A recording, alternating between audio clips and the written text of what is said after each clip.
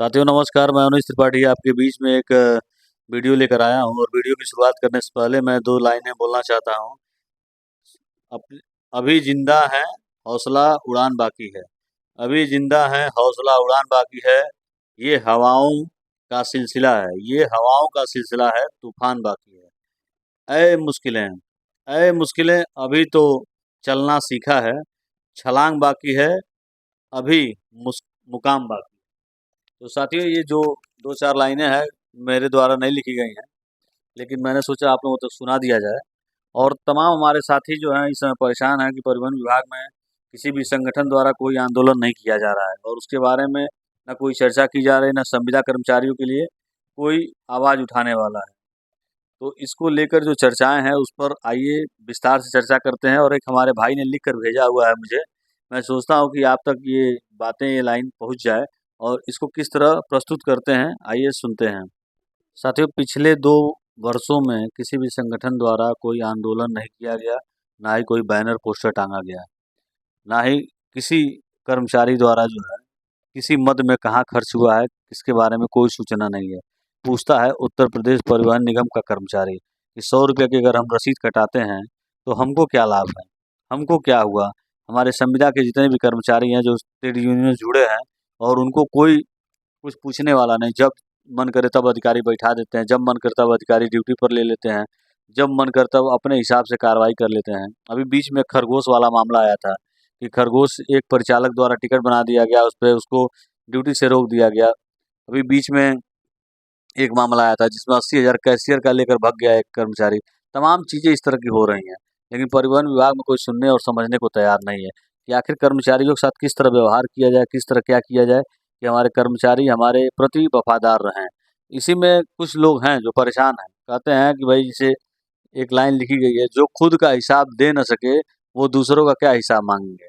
यानी परिवहन निगम में जो हमारे कर्मचारी हैं, जो अच्छे-अच्छे पदों पर बैठे हैं, जो ट्रेड यूनियन पे बैठे हैं, उनके लिए है कि आप कुर्सी क्यों नहीं छोड़ना भाई? जब आप रिटायरमेंट हो गए हैं, तो आपको कुर्सी की क्या आवश्यकता है? आपको क्या ज़रूरत है कि परिवहन विभाग में काम करने की और जब काम नहीं कर रहे हैं, तो वेतन और चंदा वसूलने की। लेकिन इसी प्रकार तमाम लोग हैं जो केवल चंदे के चक्कर में पड़े हुए हैं। जो खुद कुर्सी खाली नहीं करना चाहता तो दूसरे को कुर्सी कहाँ से देने का प्रयास करेगा? जो खुद सेवानिवृत्त होकर कार्य करने में लिप्त है, जो रिटायरमेंट के बाद भी सोच रहा है कि कुछ और दिन काम कर लें, कुछ और दिन काम कर लें, तो कैसे काम चलेगा? जो संविदा पे हैं, आउटसोर्सिंग पे हैं, उनको कम से कम नियमित की भाँति ड्यूटी कहाँ दिला पाएँगे? जो खुद बदनाम होकर भी सम्मान पाना चाहते हैं, जो खुद बदनाम हैं, बड़े-बड़े एसी कमरे में बैठे हैं आराम से ट्रेड यूनियनों के, वो क्या करेंगे? तो ऐसे लोगों को क्या कहा जाएगा? जो खुद जो है आरओ का पानी पीते हैं, तो ढाबे पर किस तरह संविदा चालक परिचालकों के साथ व्यवहार किया जाता है, किस तरह पानी पिलाया जाता है, किस तरह खाना किया जाता है, किस तरह कच्चा रोटी, कच्चा चावल खाकर आदमी गैस की बीमारी और तमाम बीमारियों को लेकर घूमता है, तो ये कैसे पता चलेगा उन लोगों को जो खुद आनंद ले रहे हैं। अब चिलचिलाती धूप में जो कानपुर में बैठा है, जो लखनऊ में चिल्ला रहा है, जो दिल्ली में चिल्ला रहा है, जो गोरखपुर में चिल्ला रहा है, सवारी की कितनी किल्लत है, कैसे है, क्या व्यवस्था है, उसको नहीं पता है। वो कहाँ जाएगा परिचालक जो अपने दर्द को बयान करेगा। यहाँ साहब लोग देख रहे हैं कि एसी कमरे में बैठे हैं आराम से, डगामार बहाने धड़ल्ले से रोडवेज को चूना लगा रही हैं सब, हर जगह गाड़ियाँ खड़ी हैं, सवारी बैठा रही हैं, लेकिन कोई पूछने वाला नहीं है। इनकम का दबाव देखिए, अभी बरसात शुरू होने वाली है और बरसात के आने का समय हो गया है और धीरे-धीरे, धीरे-धीरे स्थितियाँ और ख़राब हो जाएँगी। बहुत सारे ऐसी पुरानी-पुरानी गाड़ियाँ मिलेंगी, जो आप लेकर जाएँगे और रास्ते में चूने लगेंगी। वही यात्री छाता लेकर घूमेगा और वीडियो वायरल हो जाएगा, फिर उसके फोरमैन पे कार्रवाई नहीं होगी, कारखाने पे कार्रवाई नहीं होगी, संविदा चालक, प्रचालक पे कार्रवाई होगी, इनको रोक दिया जाए, इनको ड्यूटी से पर न लिया जाए। लेकिन जब समय है, जब पीड़ा आदमी बता रहा है कि हाँ, इस तरह की दिक्कत आ रही है, तो कोई व्यवस्था सुनने वाला नहीं है। इस समय कम से कम गाड़ी की मरम्मत कर लेगा आदमी, तो बरसात में दिक्कत का सामना नहीं करना पड़ेगा, लेकिन तभी भी शीशे टूटे हुए मिलेंगे खिड़कियों के और आरोप जो है चालक-परिचालक पर लगेगा।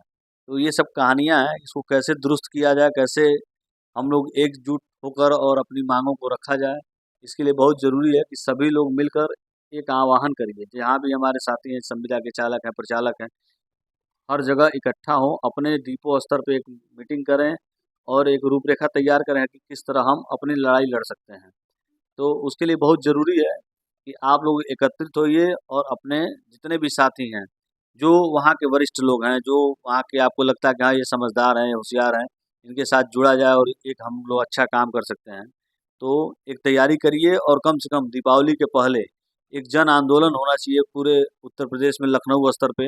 अगर हमारे यहाँ 25 रीजन है, कम से कम 25 रीजन से अगर केवल 100 लोग भी आ जाएंगे तो 2500 की संख्या हो जाएगी। जबकि इस समय उत्तर प्रदेश में 99% मैं कह रहा हूँ कि 90 से 99% संविदा का संचालन कर रहा है व्यक्ति जो भी है।